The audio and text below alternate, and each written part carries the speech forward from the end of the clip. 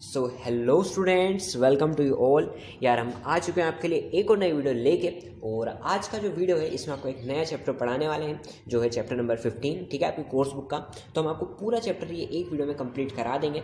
तो अगर आपको कुछ भी डाउट हो तो मुझे डाउट ज़रूर पूछ लें, ठीक है। तो चलो शुरू करते हैं। तो देखो, चैप्टर का नाम है इकोनॉमिक डेवलपमेंट एंड प्लानिंग, ठीक। मतलब इसका मीनिंग है कि किस तरह से जो हम इकोनॉमी है मतलब अर्थव्यवस्था, उसको कैसे हम डेवलप्ड कर सकते हैं, ठीक है।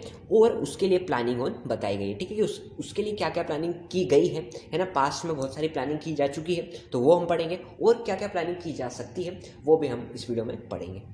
तो देखो, मैं आपको एक और अच्छे से बताता हूँ इकोनॉमिक डेवलपमेंट का मीन क्या होता है। अर्थव्यवस्था की डेवलपमेंट होना, इसका मीन मैं आपको ऐसे बता सकता हूँ कि जो कंट्री जितनी ज़्यादा रिच होगी, जितनी डेवलप्ड होगी, उसका इकोनॉमी सिस्टम उतना ज़्यादा अच्छा होगा। ये बात तो आप मान के चलो, ठीक है। उसकी अर्थव्यवस्था कैसी, देखो इसमें लिखा है अर्थव्यवस्था मतलब पैसों की व्यवस्था, है ना। किस तरह से उसकी पैसों की व्यवस्था है, वो उसकी जिसकी जितनी ज़्यादा अच्छी रहेगी वो कंट्री उतनी ज़्यादा अच्छी रहेगी, ठीक है। पहले वक्त में क्या होते हैं, इकोनॉमिस्ट होते हैं, अर्थशास्त्रिक होते हैं जो, तो वो कुछ लाइंस कह के गए थे। तो लाइंस में आपको बताता हूँ, है ना, उनके हिसाब से क्या होती है इकोनॉमिक डेवलपमेंट, वो उन्होंने बताई थी। तो मैं आपको बताता हूँ जो आपको इंपॉर्टेंट रहेगी, आपको कभी ऑब्जेक्टिव में भी आ सकता है। देखो, एक थे एडम स्मिथ नाम के, उन्होंने कहा था economic development has been defined as increase in goods and services of a country.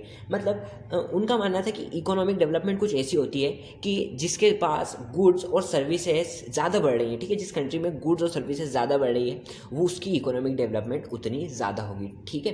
अर्थव्यवस्था की डेवलपमेंट उतनी ज़्यादा होगी। इसके बाद दूसरे जो हैं वो है कार्ल मार्क्स। तो इनने considered economic development as the establishment of socialism, कि मतलब इकोनॉमिक डेवलपमेंट क्या होता है, डेवलपमेंट होना एस्टेब्लिशमेंट सोशलिज्म का। What is the meaning of socialism, तो सोशलिज्म का मीनिंग यहाँ पे होता है समाजवाद, ठीक है।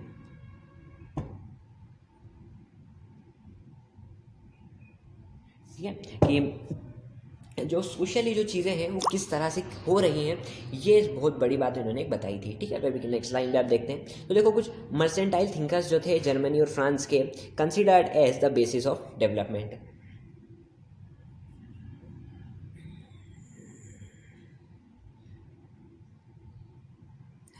ठीक है, देखो यहाँ पे एक लाइन है, mercantile thinkers of Germany and France considered the basis of development, ठीक है। मतलब देखो यहाँ पे शायद लाइन आती है, मैं आपको पूरी बताता हूँ। ये लाइन कुछ ऐसी है ना, कि गोल्ड एंड सिल्वर, ठीक है, gold and France consider the gold and silver, ठीक है, गोल्ड एंड सिल्वर, ठीक है। ये बताया करते थे कि जिसके पास गोल्ड एंड सिल्वर है वो क्या है, वो एक डेवलप्ड कंट्री है। इनका ये मानना था। मर्चेंटाइल थिंकर्स जो थे जर्मनी और फ्रांस के, मतलब एक तरह के व्यापारी होते हैं, ठीक है। तो जर्मनी और फ्रांस के जो व्यापारी थे उनका मानना ये था कि जिसके पास गोल्ड और सिल्वर सबसे ज़्यादा होना वो डेवलप्ड कंट्री है, वो डेवलप्ड नेशन है। तो चलो हम नेक्स्ट हम आपको देखते हैं। तो देखो, ये है विलियमसन और बुस्ट्रिक्स, जिनका कहना था development is the increase in the per capita income, ठीक है। मतलब डेवलपमेंट क्या होती है, इंक्रीज होना पर कैपिटा इनकम में। तो देखो यहाँ पे एक नई चीज़ आई है आपके लिए, पर capita income, what is this. तो इसको हम आपको आगे पढ़ाएंगे और बहुत अच्छी चीज़ है ना, आपको बहुत आगे काम आएगी। तो इनका मानना ये था कि जिस भी नेशन की, जिस भी कंट्री की पर कैपिटा इनकम जितनी ज़्यादा होगी वो उतना डेवलप्ड होगा, उतना विकसित होगा, डेवलपमेंट, है ना। तो चलो अब नेक्स्ट देखते हैं। पॉल एल्बर्ट जो थे, उनका था considers economic development as the increase in real national income. जो नेशनल इनकम होता है उसमें इंक्रीज होना, उसमें बढ़ाव होना, उसे वो इकोनॉमिक डेवलपमेंट कंसिडर करते हैं। कौन, पॉल एल्बर्ट, ठीक है भाई। तो ये सब चीज़ें हो चुकी हैं, इन सभी लोगों ने ये बातें कही थी, है ना। आई होप यार आपको कुछ ना कुछ समझ में ज़रूर आया होगा। मैं आपको वापस से एक बार और बताता हूँ कि हम पढ़ रहे हैं इकोनॉमिक डेवलपमेंट, ठीक है। मतलब किस तरह से जो अर्थव्यवस्था है हमारी उसे हम विकसित करें, ठीक है। अर्थव्यवस्था इज व्हाट, अर्थव्यवस्था एक पैसों की जो व्यवस्था होती है, ठीक है। क्योंकि देखो, अगर आप पैसों को सही तरह से अरेंज नहीं करोगे, उनका सही तरीके से मेंटेन नहीं करोगे, तो कुछ भी आप घाटे में भी जा सकते हो। लेकिन अगर आप कम पैसों को भी अच्छे से अरेंज करोगे तो आप एक बहुत अच्छा काम कर सकते हो, ठीक है, जैसे कई सारे नेशन कर भी रहे हैं। तो वही हम पढ़ रहे हैं इकोनॉमिक डेवलपमेंट। अब देखो, अब जो नेक्स्ट टॉपिक है हमारा वो है मेन कैरेक्टरिस्टिक्स ऑफ डेवलपमेंट। मतलब अगर आप इन कैरेक्टरिस्टिक्स को अपना लो, इन कैरेक्टरिस्टिक्स को समझ लो तो आप डेवलप्ड हो सकते हो, ठीक है। मेन कैरेक्टरिस्टिक्स, अगर आपको डेवलप्ड होना है ना, डेवलपमेंट के लिए मेन कैरेक्टरिस्टिक्स है। तो पहला क्या है, पहला है आपका कंटिन्यूअस प्रोसेस। मतलब कंटिन्यूस प्रोसेस है, मतलब ऐसा नहीं है कि ये मतलब कंटिन्यूस, मतलब आपको चलते रहना, आपको डेवलप्ड होते ही रहना है।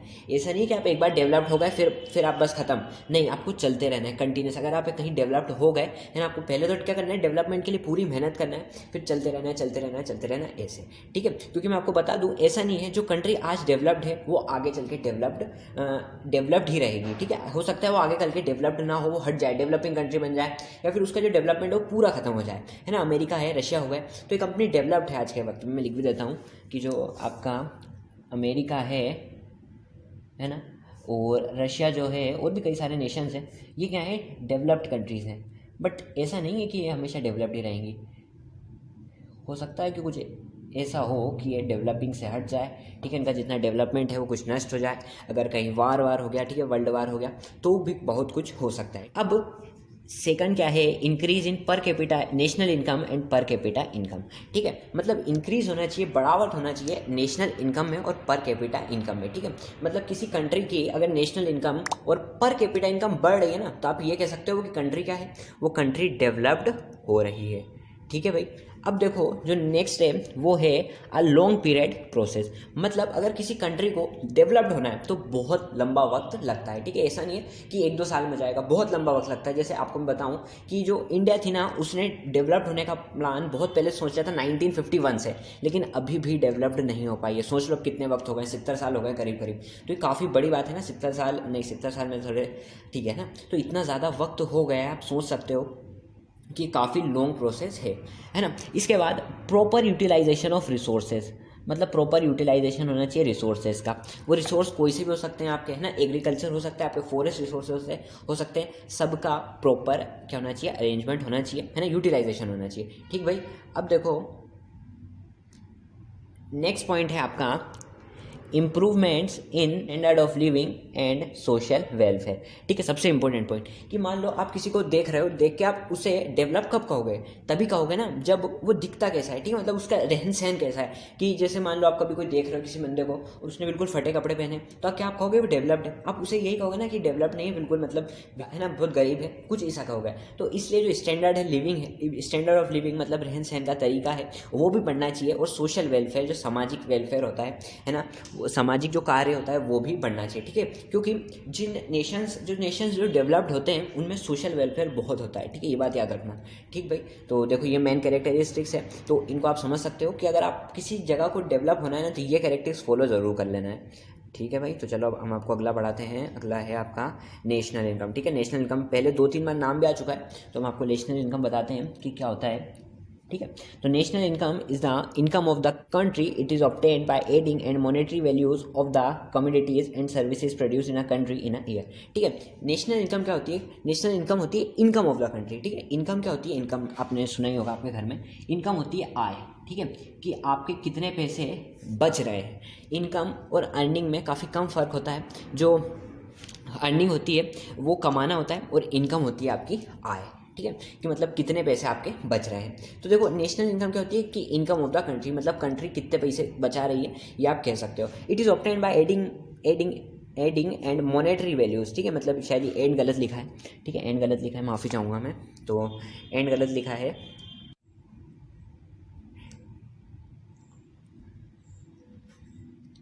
ठीक है, बाय एडिंग मॉनेटरी वैल्यूज़, ठीक है। यहाँ पे मॉनेटरी वैल्यूज़ का मीन होता है धन मुद्रा, ठीक है। आपके जो धन मुद्रा होते हैं, आपके जो पैसे होते हैं, आपके जो रुपीज़ होते हैं उन्हें, ठीक है। तो देखो मैं यहाँ पे रुपीज़ का मीन जो आपके पैसे होते हैं उन्हीं की बात कर रहा हूँ मैं, तो आप समझना कि जो आपके नोट्स होते हैं, ठीक है। तो of the commodities and services produced in a country in a year, ठीक है, कि मतलब है ना, कैसे ऑब्टेन की जाती है कि सारे जितने भी मॉनेटरी वैल्यूज है, जितने भी पैसे हैं, जितने भी कमोडिटीज़ हैं, है ना, कि मतलब सेक्टर्स जो होते हैं आपके, सेक्टर्स आपको पता होंगे, जैसे बैंक सेक्टर होता है, ट्रांसपोर्ट सेक्टर होता है, एग्रीकल्चर सेक्टर होता है। तो उन सब के सेक्टर्स के जितने भी सर्विसेज होती है आपकी, ठीक है, जैसे कि हेल्थ केयर सर्विसेज होती है, आर्मी सर्विसेज होती है, उन सब में जो प्रोड्यूस होते हैं कंट्री में एक साल में, उन सबको ऐड करके नेशनल इनकम निकाली जाती है, ठीक है। तो आई होप यार समझ में आ गया होगा, और अगर नहीं आए तो कुछ पूछ लेना आप, ठीक है। आगे और रखो, आपको बहुत सारी चीज़ें हैं इससे रिलेटेड, तो आपको ज़रूर समझ में आएगा। तो चलो मैं आगे आपको बताता हूँ। देखिए तो ये है पर कैपिटा इनकम, मतलब प्रति व्यक्ति आय, है ना, प्रति व्यक्ति आय, है ना। तो इसको आप कुछ ऐसे समझ सकते हो कि हर इंसान कितने पैसे कमाता है, मतलब एक इंसान कितने पैसे आए हो, ठीक है, कितने कितने पैसे उसके बचते हैं, ये आप कह सकते हो। तो देखो, when national income of a country is divided by total population of the country then we get the per capita income. ठीक है, बहुत ईजी है कि क्या करना है भैया, आपको जो नेशनल इनकम है आपकी उसे आपको डिवाइड कर देना है जितनी भी टोटल पॉपुलेशन है कंट्री की उससे, तो आप पर कैपिटा इनकम निकाल सकते हो। ठीक है बच्चों, तो ये आप ज़रूर निकालना है ना, आप निकाल के देख सकते हो ना। मैं यही कहूँगा कि आप ये करना, आपके घर के, आपके पापा की या फिर कहीं भी आपके कोई भी रिलेटिव जो हैं उनकी आप नेशनल इनकम निकाल के देखना। इससे क्या होगा कि अगर आपने एक बार भी निकाल लेना तो याद रखना पर कैपिटा इनकम आप कभी भूलोगे नहीं, ये मैं आपको कह रहा हूँ। तो इसको आप क्या करना है, national income upon total population of the country का फॉर्मूला लगा के कहीं से भी क्या करना, एक बार निकाल लेना पर कैपिटा इनकम। ठीक, काफ़ी फ़ायदा मिलेगा। इसके बाद अब हम नेक्स्ट चीज़ पढ़ने जा रहे हैं जो है आपका इंडिकेटर्स ऑफ डेवलपमेंट। ठीक है भाई, क्या है ये, इंडिकेटर्स ऑफ डेवलपमेंट। ठीक है, मतलब क्या, जैसे कुछ इंडिकेट करेगा, है ना, मतलब क्या आप कैसे कह सकते हो कि कंट्री डेवलप्ड हो रही है। ठीक है, एक कंट्री मैंने मान लिया, चलो आपने बोला कि भैया हमारी कंट्री डेवलप्ड हो रही है, पर कैसे, ठीक है, तो वो हम पढ़ेंगे इंडिकेटर्स ऑफ डेवलपमेंट। अगर ये चीज़ें आपकी इंक्रीज करने लग जाएँ तो आप क्या कर सकते हो, आप, ठीक है, तो देखो आप कैसे कह सकते हो कि कंट्री जो है वो डेवलप हो रहा है। तो वो कुछ चीज़ें आपको हम बता रहे हैं, अगर वो चीज़ें आपकी इंक्रीज करने लग जाए ना तो आप कह सकते हो कि जो कंट्री है वो डेवलप्ड होने लग गई है। ठीक है बच्चों, तो ठीक है भाई। तो देखो, इसमें एक चीज़ होती है ह्यूमन डेवलपमेंट इंडेक्स। ठीक है, ह्यूमन डेवलपमेंट इंडेक्स एक आप तरह से एक ऑर्गेनाइजेशन कह सकते हो जो इन चीज़ों पे काम करता है कि ये देखता है कि कौन सा नेशन है कितना ग्रो कर रहा है ना, उसके क्या क्या रेट है, ये सब इन पे काम करता है। तो इसका देखो फुल फॉर्म आपको कभी ऐसा भी आ सकता है, HDI, full form of HDI, तो आपको इसमें लिखना है ह्यूमन डेवलपमेंट इंडेक्स। ठीक है, इंपॉर्टेंट चीज़ है। अब देखो, दिस फैक्टर्स आर, मतलब आपके इंडिकेटर्स ऑफ डेवलपमेंट, मतलब आप कैसे कह सकते हो कि कंट्री जो है वो डेवलप हो रहा है, तो उसके लिए कुछ फैक्टर्स ऑन है। तो पहला है रेट ऑफ एडल्ट लिटरेसी। ठीक है, मतलब एडल्ट लिटरेसी मतलब जो पढ़े लिखे लोग हैं उनका रेट क्या है। तो याद रखना ये डेवलप्ड कंट्री में बहुत ज़्यादा होता है। ठीक है, जो इलिटरेट लोग होते हैं, अनपढ़ लोग जो होते हैं वो बहुत कम होते हैं और पढ़े लिखे लोग बहुत होते हैं। मतलब अगर 100 में से 98-99% लोग जो होते हैं वो पढ़े लिखे होते हैं, इतने। ठीक है, थोड़ा बहुत तो पढ़े लिखे होते ही हैं, तो बहुत बड़ी चीज़ होती है ना। और इसके बाद पर capita income, gross domestic product. तो देखो पर कैपिटा इनकम तो हमने देख ही लिया। तो देखो, जो पर कैपिटा इनकम होता है वो क्या होता है, ज़्यादा होता है। जो इंडिकेटर डेवलपमेंट, अगर किसी भी नेशन का पर कैपिटा इनकम बढ़ने लग जाए तो हम कह सकते हैं भैया वो डेवलप्ड होने वाली है।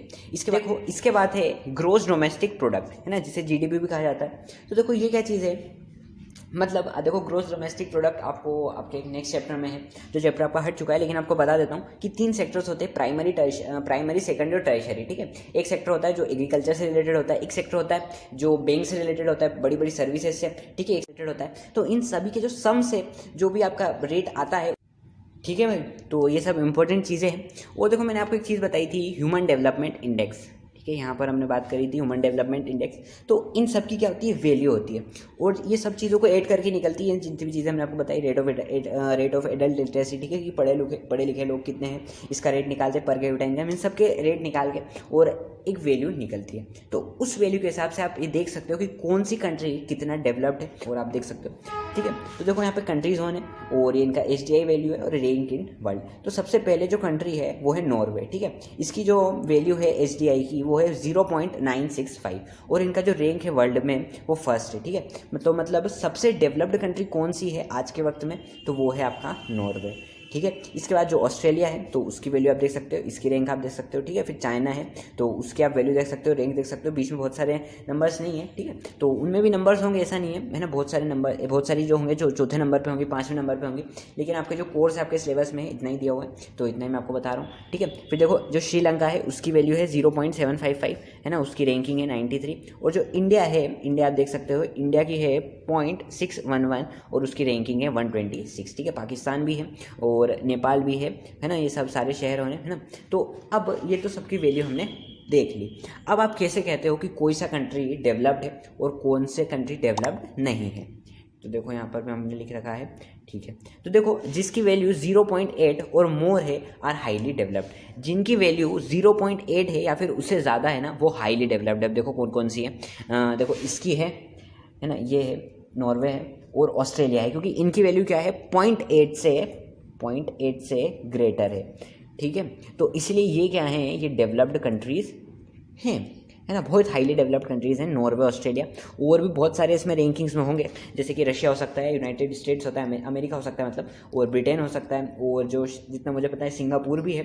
तो ये सब का है, ये सब आपकी डेवलप्ड कंट्रीज़ के अंदर आती है, ठीक है। तो ये हो गया आपकी डेवलप्ड कंट्रीज़। अब एक और चीज़ यहाँ पे है कि जिन नेशंस का वैल्यू 0.5 और 0.8, रुको ये और गलत लिखा है ना, 0.5 to 0.8, ठीक है, इसके बीच में होता है, इसके बीच में होता है, तो उसे हम कहते हैं मीडियम डेवलप्ड और डेवलपिंग कंट्रीज, ठीक है। जो मीडियम डेवलप्ड होती हैं या फिर डेवलप्ड की तरफ बढ़ रही हैं, ऐसी कंट्रीज हम कहते हैं, जिनकी जो वैल्यू होती है वो 0.5 से 0.8 तक होती है, ठीक है भाई। तो देखो यहाँ पर कितनी सारी कंट्रीज़ हैं, तो देखो ये चाइना है, और श्रीलंका है, हमारा इंडिया भी है ना, और पाकिस्तान भी है इसमें, क्योंकि और नेपाल भी है, ठीक है। इनकी क्या है, 5 से कम है, ठीक है। इनकी जो 0.5 है ना, उससे वैल्यू कम है, तो ये काई के अंडर आएंगी, ये आएंगी डेवलपिंग कंट्रीज़ के, ठीक है। मतलब ये कंट्रीज़ डेवलप नहीं हुई है, लेकिन हो रही है धीरे धीरे, और धीरे धीरे ये हो जाएगी, ओके। अब देखो एक पॉइंट और है यहाँ पे,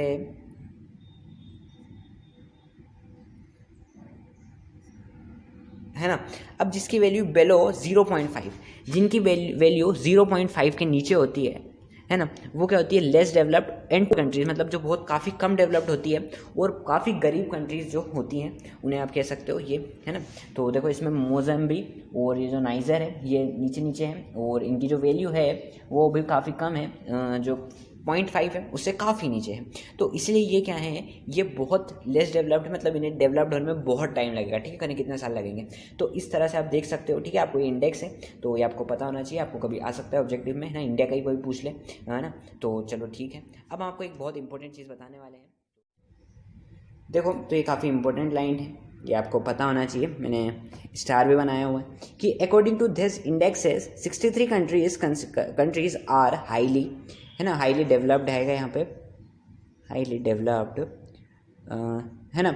इसका मीनिंग आप समझ ही गए होंगे कि 63 कंट्रीज ऐसी हैं जो बहुत खतरनाक डेवलप्ड हैं, और जो 83 हैं वो मीडियम है, मीडियम डेवलप्ड है, और 31 आर लो डेवलप्ड कंट्रीज, ठीक है। मतलब बहुत कम डेवलप्ड कंट्रीज हैं, तो उन्हें डेवलप होने में काफ़ी टाइम लगेगा। ये आपको याद रखना है, कभी आपको क्वेश्चन में भी हो सकता है वैसे आ जाए कि how many developed countries, developing countries, ऐसे कभी आ सकता है, तो ये आपको पता होना चाहिए। अब देखो क्वेश्चन है, ये क्वेश्चन कह लो, तो क्वेश्चन कह लो, या फिर आपका एक टॉपिक है आपके बुक का है कि difference between developed and developing countries, ठीक है, कि क्या डेवलप्ड कंट्री में और एक डेवलपिंग कंट्री में, ठीक है, मतलब एक विकसित देश में और ठीक है। देखो दूसरी चीज़ है अनएम्प्लॉयमेंट, मतलब कि जो बेरोज़गारी होती है वो, तो जो डेवलप्ड कंट्रीज़ होती हैं वहाँ पे मिनिमम है, यानी कि वहाँ पे जो अनएम्प्लॉयमेंट होती है, बेरोज़गारी, वो काफ़ी कम होती है ना। वहीं जो डेवलपिंग कंट्रीज़ होती हैं वहाँ पे मोर, यानी कि बहुत ज़्यादा बेरोज़गारी होती है।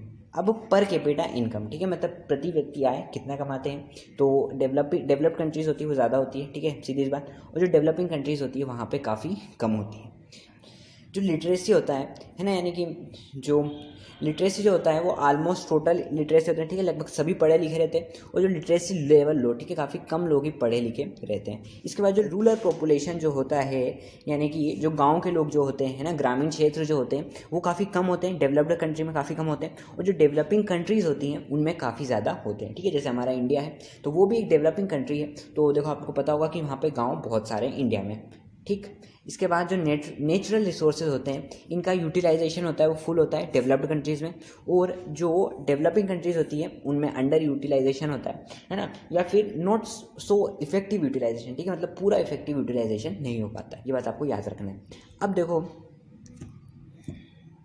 ठीक है, ये एक इम्पोर्टेंट लाइन है, ये लाइन आपको बताते हैं क्या है कि जो the world bank in its development report of 2006, ठीक है, जो वर्ल्ड बैंक है उसकी डेवलपमेंट रिपोर्ट में 2006 में एक बहुत इंपॉर्टेंट चीज़ बताई थी, वो ये थी कि पर capita income of developed countries इतना ₹4,53,000 और मोर, ठीक है। मतलब जो डेवलप्ड कंट्रीज़ होती हैं उनका पर कैपिटा इनकम कितना होता है, 4,53,000 और मोर, ठीक है, मतलब इतना या फिर इससे ज़्यादा।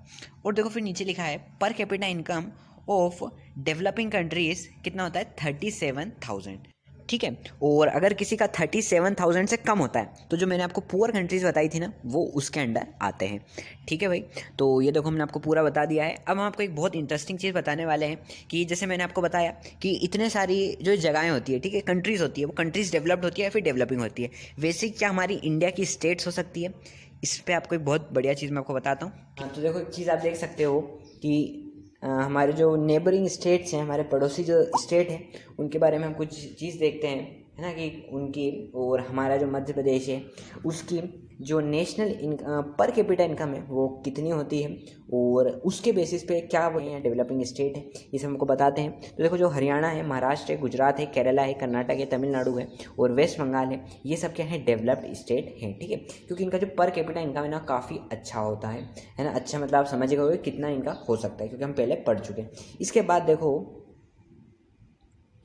तो देखो जो Rajasthan, Uttar Pradesh, Assam, Orissa, Bihar, Madhya Pradesh are developing state, ठीक है, ये सब क्या है डेवलपिंग स्टेट है, मतलब ये अभी पूरी तरह से डेवलप्ड नहीं हुई हैं, इनका पर कैपिटा इनकम है वो काफ़ी कम है, ठीक है।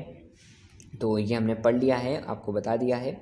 तो देखो अब जो नेक्स्ट चीज़ है आपकी वो है प्लानिंग इन इंडिया, ठीक है, मतलब इसका मीन कुछ ये है कि जैसे देखो आपको कहीं डेवलप्ड होना है या फिर आपको कुछ भी जीवन में करना है ना, आपको जैसे आपका कुछ सपना होगा तो उसको पाने के लिए आपने कुछ ना कुछ तो प्लान बनाया होगा ना, या फिर प्लान बनाना पड़ेगा आपको, ठीक है, बनाना चाहिए आपको। अगर आपको कुछ करना है तो प्लान बनाना पड़ेगा, ठीक है, क्योंकि अगर आपको कुछ भी अचीव करना है, जैसे इंडिया को एक डेवलप्ड नेशन बनाना है, डेवलप्ड कंट्री बनाना है, तो उसके लिए प्लानिंग बहुत ज़रूरी है। तो इसके लिए जो इंडियन गवर्नमेंट थी, इंडियन जो कमीशन सिस्टम था, उन्होंने बहुत सारी प्लानिंग की थी और उसी में एक इंपॉर्टेंट चीज़ थी 5 ईयर प्लान, ठीक है, सबसे फेमस चीज़ है।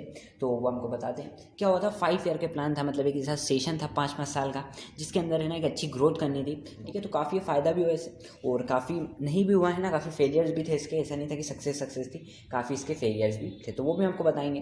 तो देखो सबसे पहले द फर्स्ट प्लान 1 अप्रैल 1951, ठीक है, जो मतलब सबसे पहला प्लान था 5 ईयर प्लान का, वो था 1 अप्रैल 1951 को, ठीक है, टू 31 मार्च 1956, ठीक है, 1956 है, मतलब जो सबसे पहला प्लान था 5 ईयर का वो शुरू हुआ था 1 अप्रैल 1951 को और फिर ख़त्म हुआ था 31 मार्च 1956 को, ठीक है। अब यहाँ पर हो सकता हो किसी का सवाल आ जाए कि जैसे ये 1 अप्रैल में शुरू हुआ है तो यहाँ पर 31 मार्च को ख़त्म क्यों हुआ। तो इसका एक सीधा सा कारण ये है कि इसके बाद जैसे 31 मार्च हुआ, उसके बाद जो 1 अप्रैल आया 1956 का, वहाँ से सेकंड 5 ईयर प्लान शुरू हो गया।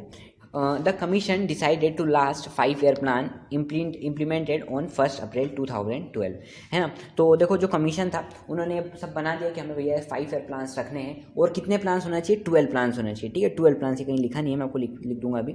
तो क्या हुआ, जो लास्ट 5 ईयर प्लान था उनका मानना था कि वो 1 अप्रैल 2012 को ख़त्म हो जाएगा, ठीक है ना। कितने 12 5 ईयर प्लान, ओके, और उनका मानना था वो इतनी तारीख को ये प्लान कंप्लीट हो जाएगा और जो इंडिया है वो डेवलप्ड कंट्री बन जाएगी, है ना। यही सोच थी प्लानिंग कमीशन की, जो इंडियन प्लानिंग कमीशन था उनकी, पर ऐसा नहीं हुआ, ठीक है, ऐसा नहीं हुआ, क्योंकि मैं आपको बताता हूँ कि ऐसा क्यों नहीं हुआ। 2 मिनट, ठीक है, मैं आपको बताता हूँ कि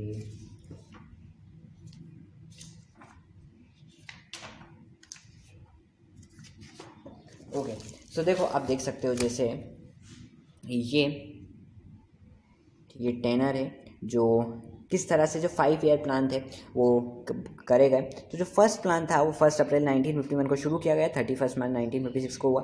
फिर सेकंड प्लान आप देख सकते हो, है ना, 1 अप्रैल 1961 तक चला, ठीक। थर्ड प्लान 1961 से 1966।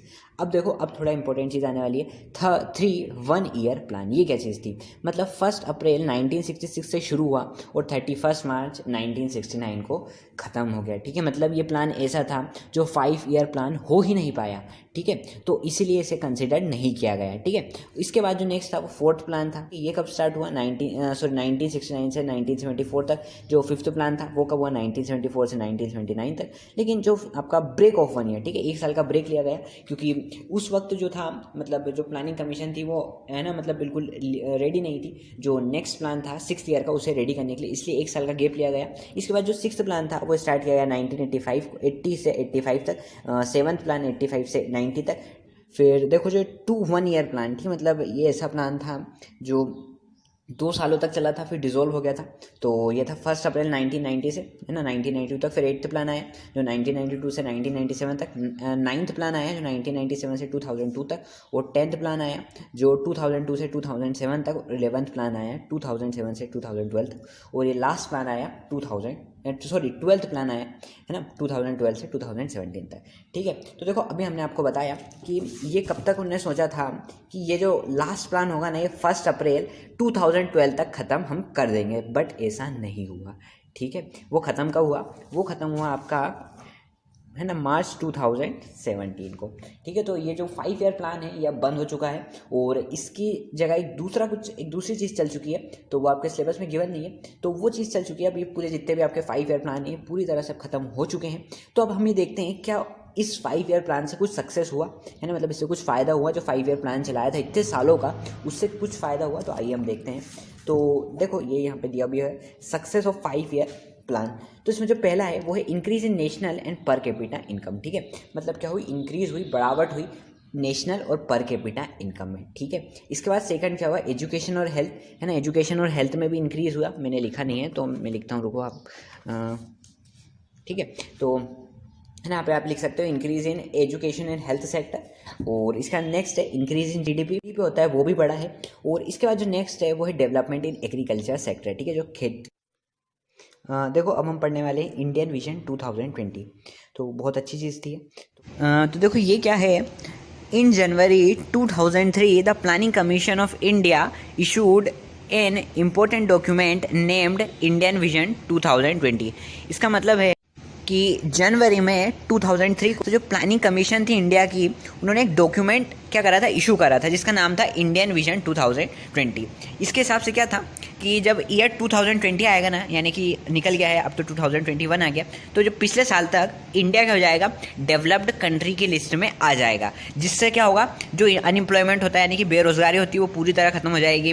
जो पॉवर्टी होती है यानी कि गरीबी होती है, इलिटरेसी होती है यानी कि जो अनपढ़ लोग होते हैं वो सब तरह से क्या हो जाएंगे, इरिडिकेटेड हो जाएंगे, ठीक है, मतलब खत्म हो जाएंगे। ऐसा कहना था इस इंडियन विजन 2020 का।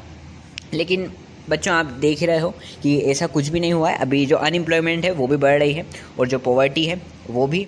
तो जो ये डॉक्यूमेंट था ये किसी काम का नहीं था, है ना। मतलब ये डॉक्यूमेंट एक तरह से कह सकते हैं डॉक्यूमेंट फेल हो गया, ठीक है। जैसे हमने सोचा था उस तरह से वो अचीव नहीं कर पाए। तो बच्चों देखो ये हो चुका है आपका पूरा चैप्टर। जितनी भी इंपॉर्टेंट चीज़ें थी वो मैंने आपको बता दी, करीब करीब सभी चीज़ें मैंने आपको बता दी है। तो आई होप यार आपको समझ में आया होगा। और अगर आपको कुछ और डाउट है तो मुझसे ज़रूर पूछ लो। और यार वीडियो को लाइक ज़रूर करो और चैनल को सब्सक्राइब ज़रूर करो और बस अपनी पढ़ाई करते रहो। Best of luck.